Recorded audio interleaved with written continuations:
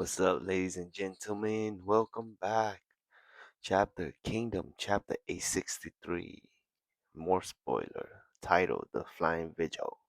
The chapter began with Jin searching for Saquon's arrow and wondering to himself, where is it? Saquon dodges Jin's arrow and Jin is struck in the chest by Saquon's arrow. He coughs up blood and falls to his knees. Saquon speaks to himself. Nothing has changed since a few years ago. The same massacre and victim is a trick to draw others into the war. Can you say otherwise? Riboku's image appeared behind him as he speak. Saquon continued. They say fights from within, but from within there is no end. Deep in the mountain, as you gaze at the tree, can you see the mountain's final form? When my bow reaches peak, my gaze upon my arrow also reached perfection, and then I realized that the war has no end. I returned to the battlefield, and it only strengthened my conviction, spinning in a vicious cycle.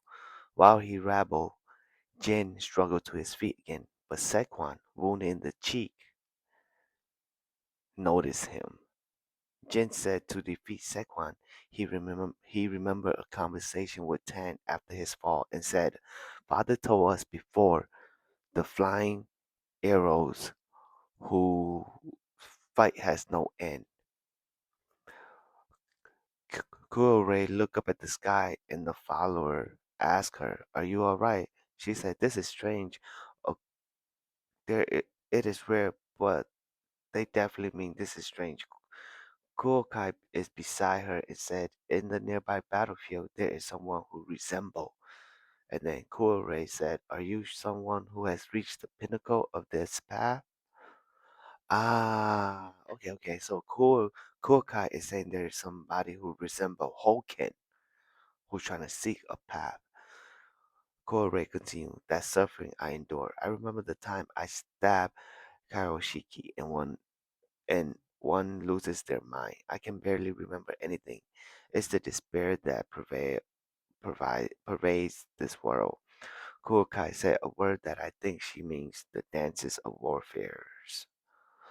The scene returned to Jin. Then he remembered a flashback with his father, who tells him that whoever reached the peak's bow, his eye can see beyond that. Then he despaired and retired from fighting. Whoever goes into battle after that must feel this. After continuing to fight for 500 years, nothing has changed in this world. He realized that there is no path that takes humanity any further, so he put down his bow and retired from fighting. He hit the heart of Saquon's truth. They continued talking, and honestly, it's all philosophy, and I didn't understand anything. The gist is that Saquon then fired an arrow, and Jin dodged it, and they were shocked. Then Jin fired an arrow and hit Saquon's left chest, but Saquon saw the arrow coming. It wasn't a case of him deliberately taking the hit, but keep reading to understanding the meaning. At the end of the chapter, Jin remembered his philosopher father's word and shoot an arrow.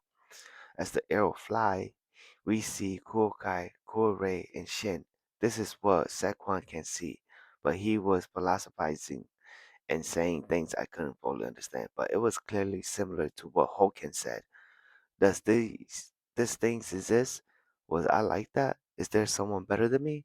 Suddenly, the arrow hit his throat, and the chapter ends. That is a spoiler. Now, I think that we could. So, Kuokai and Kuorei, they realized that in the other battle, because they're not fighting together in separate battlefield, and they realize that in Shin battlefield there is somebody who is similar to Hoken.